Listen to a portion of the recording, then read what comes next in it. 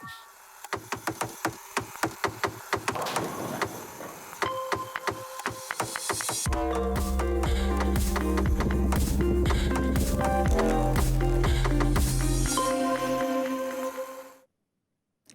everyone, you're now with me, Ruben Gomez, for TVS News at 5. Let's moving on to the news. The first batch of COVID-19 vaccines from Pfizer received in Sarawak will go to some 90,000 frontliners. The vaccines will reach Malaysia by end of February and in March. Local Government and Housing Minister Datuk Sri Dr. Sim Kui Hian said the next priority to receive the vaccine will be high-risk groups in areas with outbreaks. This would include the elderly, those with diabetes, high blood pressure, and other pre-existing medical conditions. Sim said all the high-risk individuals would sum up to about 1 million. He added another million would be considered the low-risk group.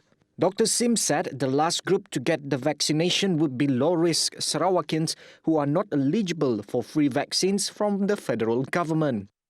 According to him, reports from the State Health Department showed that the entire process would take at least 6 to 9 months due to Sarawak's large land mass.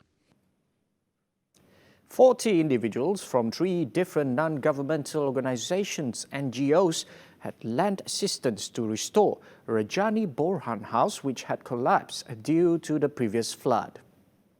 According to Persatuan Warisan Anak Sarawak member of the highest council, Aminuddin Othman, among the other NGOs that involved are the Perguruan Seni Silat Selendang Abadi and Pekida Junction.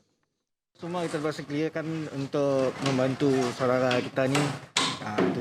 Tugas kita hari inilah untuk membantu meringankan beban sahabat kita. InsyaAllah kita try hari ini, kita nak habiskan hari ini.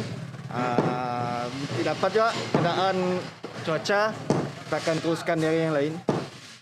For Azizi Zaidil, who is also the member of the highest council of Warisan Anak Sarawak, said the NGOs involved also lend assistance such as daily needs, food and many more to flood victims in Kuching. Sebelum ini kita telah memberi sumbangan kepada masa-masa banjir di Kampung Sinabudi, Kampung Gita, memberi sumbangan berbentuk makanan seperti roti dan apa lagi lah untuk membantu mereka. Dan terima kasih juga kepada penaung kita orang Warisan Anak Sarawak iaitu YB Fazudin kerana memberi sedikit bantuan.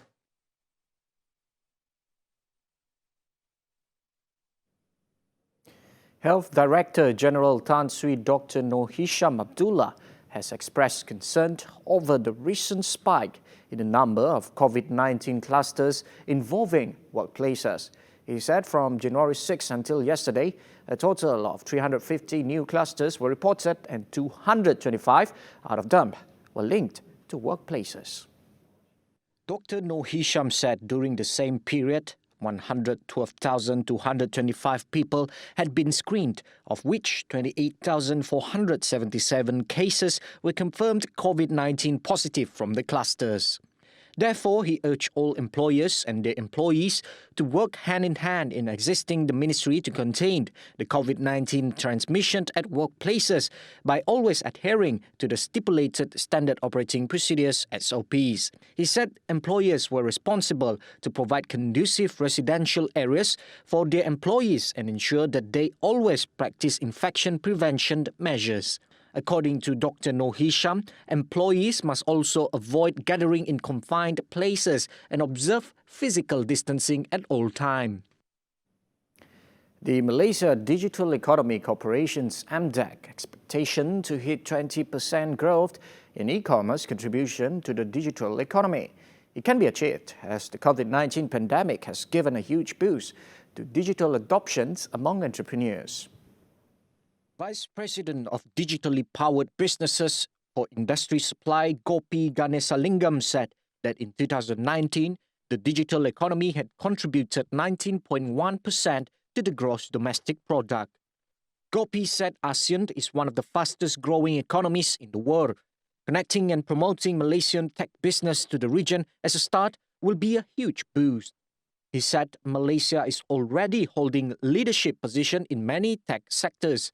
Reskilling, upskilling and producing good digital talent is crucial for the digital economy moving forward. The gig economy is on the rise. This needs to be harnessed and grown to stay globally competitive. Welcome back. Foreign companies that have invested in Malaysia said they remain committed to the country. They value and appreciate the long-term partnership with the Malaysian government and look forward to many more years of success. On the re-implementations of the Movement Control Order, MCO 2.0, and the emergency proclamation, many of the companies said the development had not affected their confidence in investing in the country. Malaysian German Chamber of Commerce and Industry Chief Executive Officer Daniel Bernbach said German investors in Malaysia mostly show a tendency to continue with their pre-existing investment plans. Most of these investments are in high technology and have a long planning phase that started 2 to 3 years back. He said the arrangement cannot be suddenly stopped, reversed or changed, and this applies to many big players and multinational companies. The Malaysian Football League, MFL, has denied claims that the 2021 Malaysia League, M-League, competition will be cancelled. MFL Chief Executive Officer Dr. Abdul Ghani Hassan is putting in effort to ensure Malaysia football calendars will be carried out during these trying times.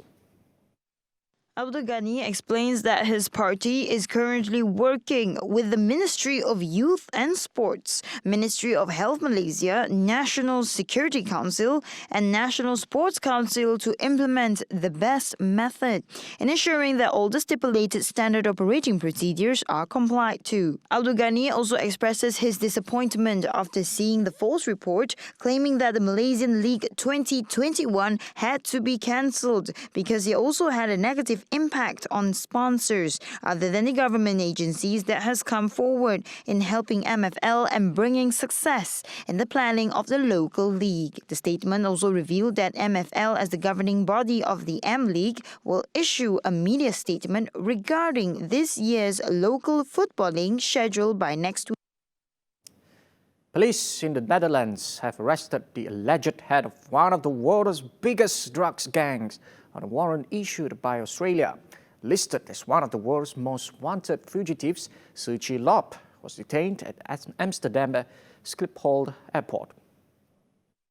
Suchi Lop, Chinese-born Canadian national, is said to be the head of the company, which dominates a $70 billion illegal drugs market across Asia.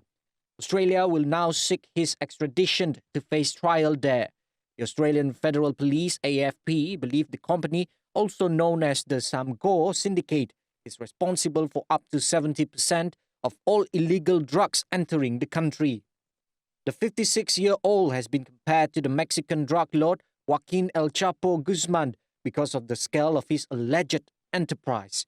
Australian police had reportedly been tracking Mr. Sir for more than a decade before he was arrested on Friday as he was about to board a flight to Canada. Police statement, which did not name Mr. Sir, said the arrest warrant was issued in 2019. Police in the Netherlands acting on an Interpol notice. Rescuers in China have freed the first of a group of miners who have been trapped 600 meters underground for 2 weeks. They have been trapped since an explosion closed the entrance tunnel to the Hushan gold mine in Shantung province on 10 January.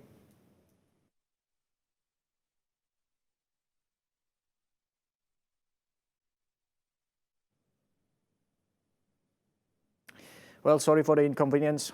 That wraps up the news for 5 p.m. Ruben Gomez, remember, tonight, 11:30 p.m. with Handy Gui. Once again, Ruben Gomez, anytime, anywhere. Thank you.